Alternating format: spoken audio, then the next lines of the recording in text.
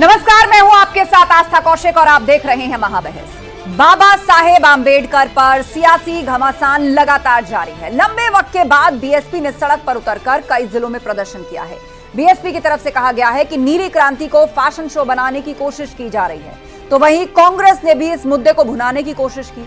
अखिलेश यादव भी ऐलान कर चुके हैं कि बाबा साहेब के अपमान का बदला पीडीए जरूर लेगा। और इस सबके बीच सीएम योगी ने विपक्ष पर करारा पलटवार किया। मुख्यमंत्री ने कहा कि कांग्रेस ने हमेशा बाबा साहेब का अपमान किया, लेकिन विपक्ष का पूरा झूठ और भ्रम अब खुलकर सामने आ चुका है। इस पूरे माहौल के बीच सवाल यह कि आखिर क्यों अपने अपने आंबेडकर, किसके हैं दलित वोटर? आज इसी मुद्दे पर करेंगे महाबहस। पहले ये रिपोर्ट देखिए।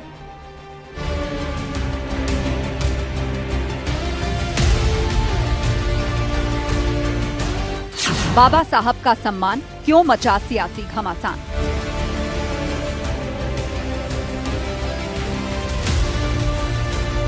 सम्मान पर संघर्ष या अस्तित्व की लड़ाई, बीएसपी सड़क पर आई।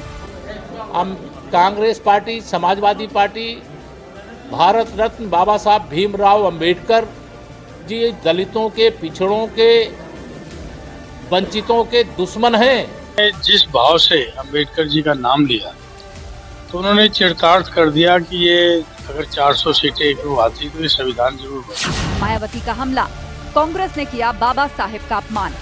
इनके अनुयायी इस घटना को कभी भी भुला नहीं पाएंगे तथा ना ही इनको कभी माफ कर पाएंगे। जिस प्रकार से बाबा साहब के प्रति कांग्रेस पार्टी के असंख्य रहे गलत कारनामों को इनके अनुयायी अभी तक भी भुला नहीं पाए हैं और ना ही ये कभी कांग्रेस पार्टी को माफ करने वाले हैं। योगी ने किया क्लियर, बीजेपी के लिए गर्व है अंबेडकर। कि बाबा साहब भीमराव अंबेडकर को पहला आम चुनाव 1952 में मुंबई नॉर्थ से, फिर 1954 में उपचुनाव हराने का कार्य भी तो कांग्रेस ने ही किया था। यहां तक कि पंडित नेहरू बाबा साहब भीमराव अंबेडकर के विरोध में प्रचार करने के लिए गए। निशाने पर राहुल, अखिलेश, दलित वोटों का सारा क्लेश। कांग्रेस नहीं चाहती थी कि बाबा साहब भीमराव अंबेडकर को संविधान सभा के ड्राफ्टिंग कमेटी का अध्यक्ष बनाया जाए और राष्ट्रपिता महात्मा गांधी के हस्तक्षेप के बाद यह संभव हो पाया और कांग्रेस ने अपनी कुत्सित मंशा का परिचय बाबा साहब भीमराव अंबेडकर के प्रति अपने विद्वेष भावना को तब परिचय दिया जब यूपीए की सरकार थी। अपने अपने आंबेडकर, किसके दलित वोटर?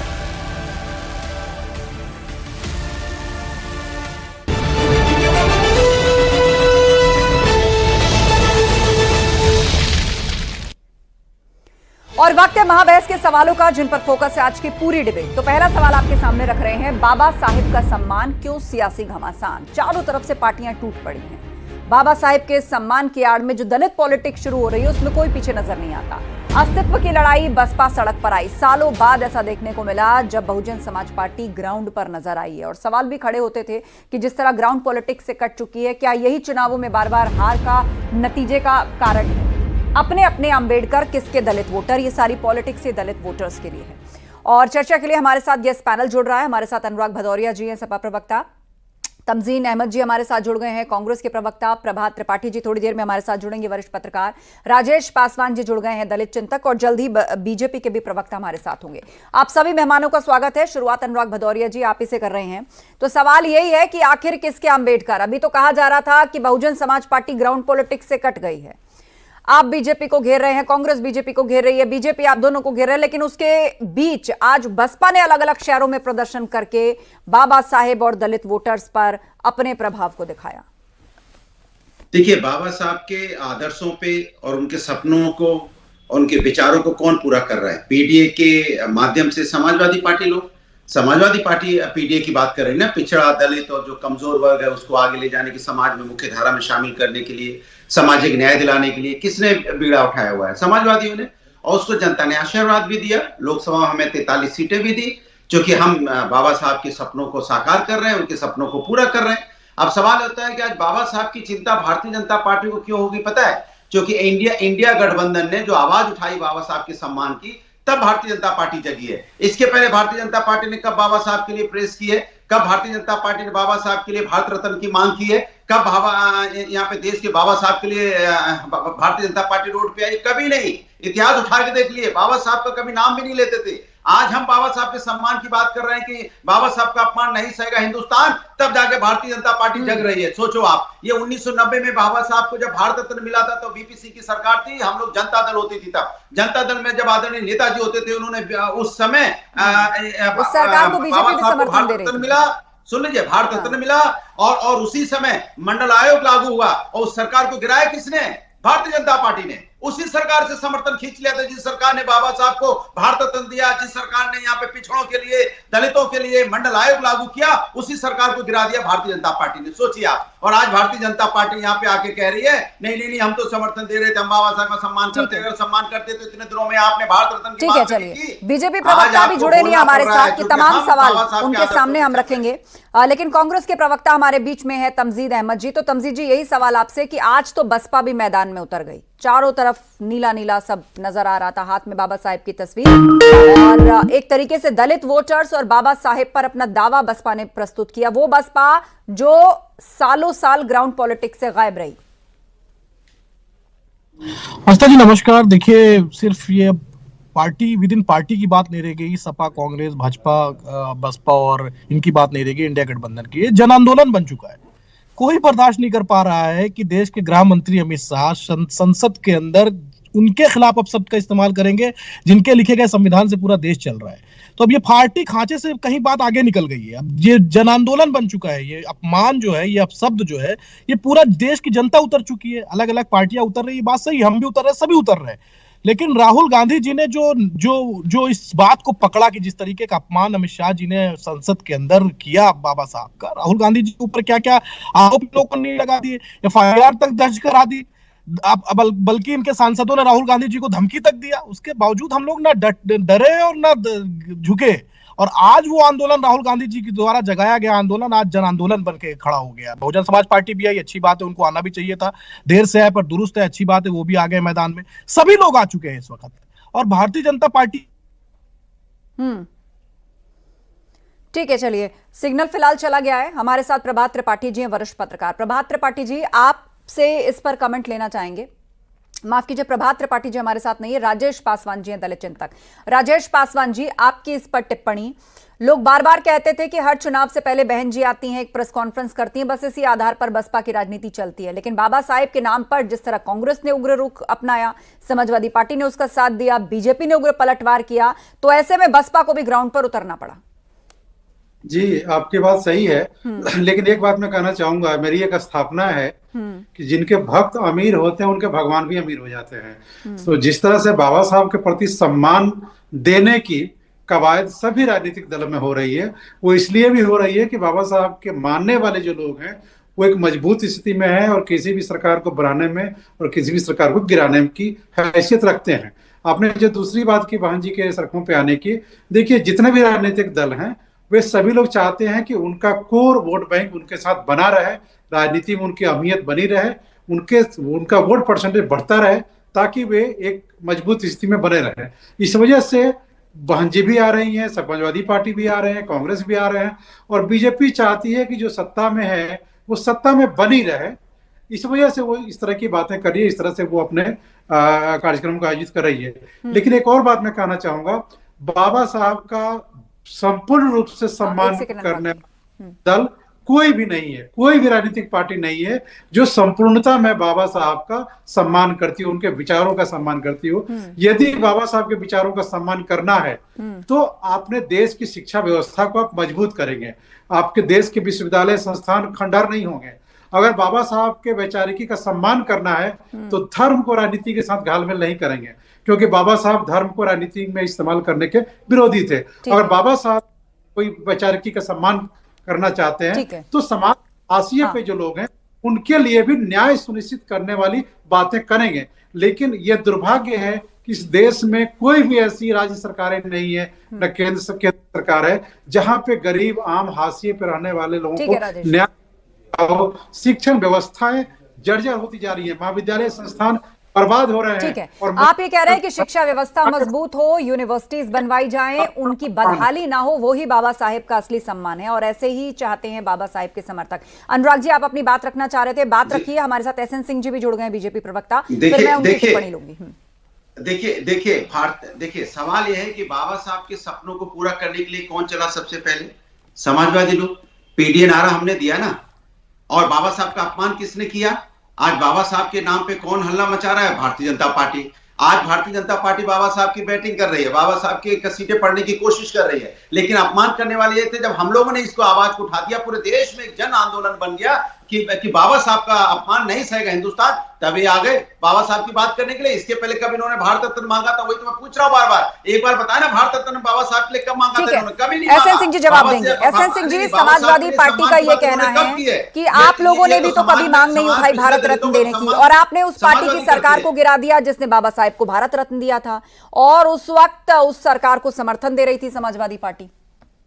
देखिए आस्था जी, समाजवादी पार्टी भी आज बाबा साहब का नाम लेने आ रही है। भाई ऐसी समाजवादी पार्टी जिसके प्रवक्ता यहाँ पे बैठे हैं, इनसे पूछिए ना, कौन कहा बाबा साहब को भूमाफिया? समाजवादी पार्टी के लोगों ने कहा कि वो उंगली दिखाते हैं, जमीन कब्जा करने की। बाबा साहब की सबसे ज्यादा मूर्तियां कौन तोड़ता है? समाजवादी पार्टी के लोग। बाबा साहब ने कहा धर्म पर आधारित आरक्षण नहीं होना चाहिए। अपने चुनाव के घोषणा पत्र में 40% रिजर्वेशन मुसलमानों को देने की बात आदरणीय मुलायम सिंह जी करते हैं।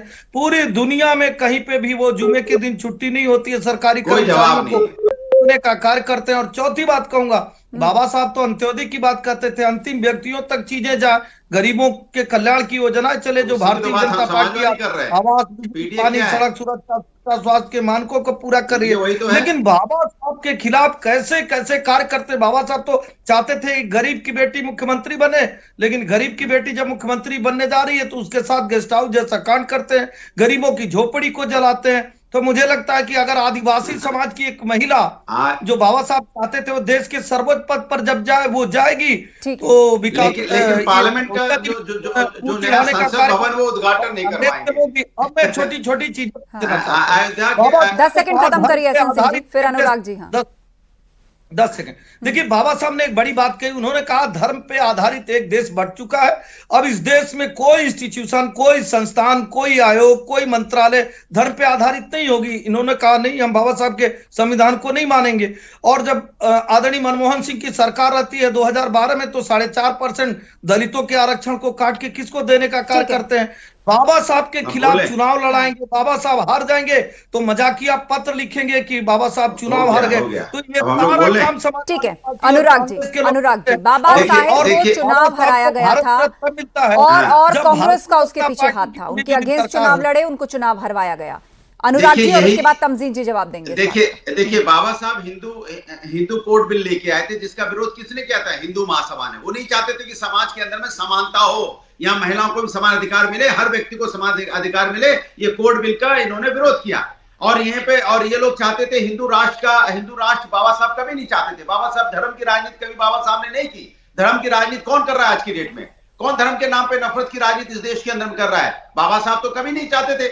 तो आज कौन है जो बाबा साहब के सपनों को पूरा नहीं कर रहा है? बाबा साहब के सपनों के बुलवाइए कि मुसलमानों के आरक्षण के बाबा साहब खिलाफ के आदर्शों आचरण पर चल रहा है समाजवादी। अभी भदौरिया जी से बुलवाइए आस्था जी से न्यूज़ के चैनल पर, और भदौरिया जी कहते हैं कि अगर बाबा साहब का सम्मान करते तो विकास के टाइम पे आज बाबा साहब के नाम पे जो जिला बना था संभल जिला ने पूरे देश में उठाई है। आप लोग ऐसे करते हैं जैसे हल्ला बोल प्रदर्शन के लिए आप सब लोग इकट्ठा हो गए। इस तरह डिबेट में किसी बात साथ ठीक है। मैं आप दोनों बात रख चुके, मैं आप दोनों से फिलहाल शांत रहने के लिए कहते हुए तमजीद जी, आप इस बात का जवाब दीजिए कि एक तो भारत रत्न बाबा साहेब को कांग्रेस पार्टी ने कभी नहीं दिया, और दूसरा उनको चुनाव भी हरवाया। जमीन को लूटेगी समाजवादी पार्टी के मुंह से शोभा दे। अगर आप ऐसा ही डिबेट कराना चाहते हैं, ठीक है, दोनों शांत होइए। अनुराग जी और एसएन सिंह जी दोनों शांत होइए। तमजीद जी बोल रहे हैं, बोलिए। देखिए एक बात समझिए, ये चुनाव कोई किसी को हरवाना और जितवाने की बात नहीं होती। लोकतंत्र में है चुनाव, सब लोग लड़ते हैं, कोई एक ही जीतता है, इसमें कोई छुपी बात नहीं है। रही बात, बड़ी बात क्या है, संविधान सभा का अध्यक्ष कांग्रेस पार्टी बात संविधान सभा का अनुराग भाई आपसे गुजारिश है थोड़ा बोल लीजिए। संविधान संविधान सभा का अध्यक्ष बाबा साहब को किसने बनाया? पंडित जवाहरलाल नेहरू जी ने बनाया। उनकी काबिलियत, उनकी कैपेबिलिटी, उनकी सोच जो समाज को लेके थी, सबको साथ लेके चलने की सोच थी, उसकी वजह से उनको बाबा साहब को उन्होंने संविधान सभा का अध्यक्ष बनाया। वो संविधान पूरे देश पे लागू कराया जिसके खिलाफ भारतीय जनता पार्टी के लोगों ने आज तक उनकी नफरत बाबा साहब से ये कि वो संविधान उन्होंने लिखा जो सबको समानता का अधिकार देता है। और बहुत बातें कर रहे हैं सिंह साहब, ये नहीं बताएंगे कि बाबा साहब की शव यात्रा उनके जीवन काल में आरएसएस के लोगों ने निकाली थी। ये नहीं बताएंगे कि संविधान जो बाबा साहब ने लिखा था उसको जला दिया था। ये नहीं बताएंगे कि तिरंगे के खिलाफ लोग खड़े हो गए थे। ये बातें नहीं बताएंगे। अच्छा, बहुत सम्मान है, हम मान लेते हैं कि आप सिंह साहब, आपके मन में बहुत सम्मान है बाबा साहब को लेके, ढकोसला ही सही, हम मान लेते हैं आपकी बात। लेकिन एक बात बताइए, मांग लीजिए माफी, आप बैठ के चैनल पे माफी मांग लीजिए। अमित शाह ने जो अपमान किया है संसद भवन के अंदर, उसकी माफी क्यों नहीं मंगवा लेते आप लोग? अगर इतना ही सम्मान है तो 11 सेकंड में आप लोगों ने जो अपशब्द कहा, आप लोग अजीब तर्क दे रहे हैं, सिर्फ 11 सेकंड अपशब्द कहा गया, सिर्फ 11 सेकंड अपशब्द कहा गया। आपको ये नैतिक साहस कौन दे रहा है कि बाबा साहब के खिलाफ आप 1 सेकंड भी अपशब्द का इस्तेमाल कर सके? माफी मांगने आपका जवाब है, अगर बाबा साहब लेके श्रद्धा है तो आप माफी मांगना चाहिए। सवाल आपने किया, अब उसका जवाब सुनते हैं। जवाब सुनते हैं। आप सभी लोग पेशेंस रखिए, सबको काउंटर का बराबर मौका। एक साथ बोल पड़ेंगे तो अपने आप ही लोगों का नुकसान है। आपकी बात साफ माफी मांगना पड़ेगा तंजीम जी को। बाबा साहब ने शांत रहिए अनुराग जी, बाबा अभी साहब काफी समय में शांत रहिए। आधी डिबेट बाकी है। कांग्रेस पार्टी हिंदुओं की विरोधी हो गई है, भारत की विरोधी हो गई है। नहीं, पहले बाबा साहब पे आइए। हिंदू मुसलमान की बात बाद में, हिंदू मुसलमान की बात बाद में करिए। एक सेकंड, आप लोग ऐसे कर रहे हैं जैसे कि किसी मोहल्ले का झगड़ा हो रहा हो। एक एक करके बात रखिए ना, ये टीवी डिबेट है और सबको काउंटर का बराबर समय मिल रहा है। आधी डिबेट अभी बाकी है, समय कहीं नहीं जा रहा। शांत रहिए, एक बार उनका जवाब सुन लीजिए। जवाब सुनेंगे तो शायद आपको और बिंदु उसमें से मिले, आप उस पर कुछ बोलना चाहें। SN Singh ji, 20 second. हिंदू मुसलमान बाद में कीजिएगा, पहले माफी मांगिए बैठ के। भारतीय जनता पार्टी बाबा साहब को जो अपशब्द आप लोगों ने कहा है, पार्लियामेंट आप लोग नहीं चलने देते। टीवी डिबेट में भी आप लोग ऐसे हल्ला गुल्ला मचाते हैं। जब समाजवादी बोल रही थी तो आप क्यों नहीं सुन रहे थे? आपको सुनना चाहिए था ना। तो बाबा साहब आपको ये बता रहे हैं कि आपको सुनना चाहिए जब कोई बोलता है, और फिर जब दोबारा आप बोलते तो दूसरा कोई आपको क्यों बोलने देगा? जब आप बाबा साहब के सम्मान नहीं करते, बाबा साहब के आदर्शों पे नहीं चलते, उनके अनुराग जी, आपको अलग से समय मिलेगा ये सारी बातें कहने का। आपको नहीं बोलने दिया जाएगा ना। आपने जो आरोप लगाए उस पर जवाब सुन लीजिए, अभी और समय है। जवाब क्यों सुना चाहिए? हमारे बोल रहे थे, इनको एहसास होना चाहिए ना बाबा साहब का सम्मान नहीं करते। देखिए, मैं किसी की ऑडियो डाउन नहीं कर ये बात कह रहे हैं, कम से कम उनको समझ में रहा। लास्ट अनुरोध मैं कर रही हूँ कि अपने समय पर बोलिए, सबको वक्त मिलेगा। ऐसे 10 सेकंड। इसके बाद मैं जिसका नाम लूंगी पीसीआर, उसकी बात सुनवाई इसीलिए जाएगी। छोड़ा प्रदेश की जनता ने कि समाजवादी पार्टी ने ही दलितों के घर को जलाया। कांग्रेस को इसलिए हमेशा सम्मान किया है। बाबा साहब के खिलाफ पिछड़ा, दलित और कमजोर लोग, आदिवासी, अल्पसंख्यक, ठीक है, शांत हो जाइए। मैं जिसका नाम लूंगी पीसीआर, उसकी बात सुनवाई जाएगी। राजेश पासवान जी। जी आस्था जी, बाबा साहब के समय में भी मनवादी व्यवस्था में मनवादी लोगों ने बाबा साहब का अपमान किया था। जब वो विदेश से पढ़ के आए तो बड़ौदा के, जब वहां पे काम कर रहे थे, वहां के कर्मचारियों ने उनके साथ बेइज्जती किया। रात भर उन्हें बड़ौदा के तालाब के नीचे, पेड़ के नीचे रहना पड़ा था। तो मनवादी व्यवस्था ने अपमान किया था बाबा साहब का भी। लेकिन मैं एक अम्बेडकरवादी इंटेलेक्चुअल हूँ, अपमान सह करके भी और देश के निर्माण में अपने योगदान देना, ये सही अम्बेडकरवादी यही करते हैं। बाबा साहब ने भी यही किया। अपना खुद को अपमान सहने के बावजूद उन्होंने देश के संविधान निर्माण में। राजेश जी, वो दूसरी बात में बताइए जहां जहां उनका अपमान हुआ इतिहास में। बाबा साहब के नाम में मनवादी व्यवस्था के लोग कांग्रेस में भी थे, उस समय की बाकी अन्य पार्टियों में भी थे, और आज भी कई पार्टियों में लोग हैं। लेकिन हमें लगता है कि वह जो मानसिकता है जो किसी व्यक्ति को उसकी जाति के आधार पर तय करती है, उसकी योग्यता के आधार पर तय नहीं करती। इसीलिए कई बार हमारे मित्र, जब भाजपा के मित्र कहते हैं ना कि भाई राष्ट्रपति बना दिया, ये बना दिया, वो बना दिया, राष्ट्रपति बनने के बाद कोई आदिवासी रह जाता है, कोई दलित रह जाता है बीजेपी की नजर में, लेकिन बाकी जब बनते हैं तो वो नहीं बनते। कोई अगर ब्राह्मण बनता है तो उन्हें कोई नहीं कहता कि ब्राह्मण राष्ट्रपति है, या कोई सिख बनते हैं तो नहीं कहते कि सिख राष्ट्रपति है। लेकिन दलित और आदिवासी बनते हैं तो बीजेपी के लिए वो दलित राष्ट्रपति हैं और आदिवासी लेकिन राजेश राष्ट्रपति पासवान जी, ये टैग क्या खाली बीजेपी की सरकार में कहा जा रहा है, जिसका आपने जिक्र किया कि दलित को अलग से पॉइंट आउट किया जाता है? ये तो हम ट्रेडिशनल राजनीति में हमेशा से होते देख रहे हैं। मैं पार्टी विशेष से नहीं कर रहा हूँ, में कांग्रेस में, बसपा में, सब में। मतलब आप कह रहे हैं कि देश में ये कैटेगराइजेशन इस तरह भी चलता है, ये कहना चाह रहे हैं? है जो भारतीय संविधान की अवधारणा के विपरीत है। भारतीय संविधान व्यक्ति के महत्व पे ध्यान, ठीक है। एसएन सिंह जी 10 सेकंड आपका जवाब, उसके बाद अनुराग जी।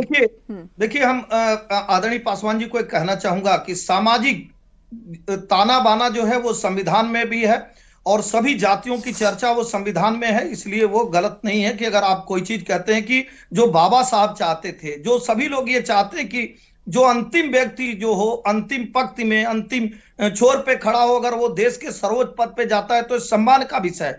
लेकिन बाबा साहब के बनाए हुए संविधान को बदलकर कर्नाटक में, तेलंगाना में और पश्चिम बंगाल में मुसलमानों को रिजर्वेशन देने का कार्य कौन करता है?